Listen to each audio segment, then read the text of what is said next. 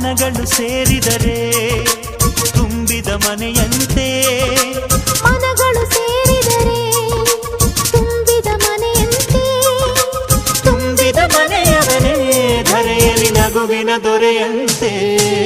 ಜೇನಿನ ಗೂಡು ನಾವೆಲ್ಲ, ಬೇರೆಯಾದರೆ ಜೇನಿಲ್ಲ.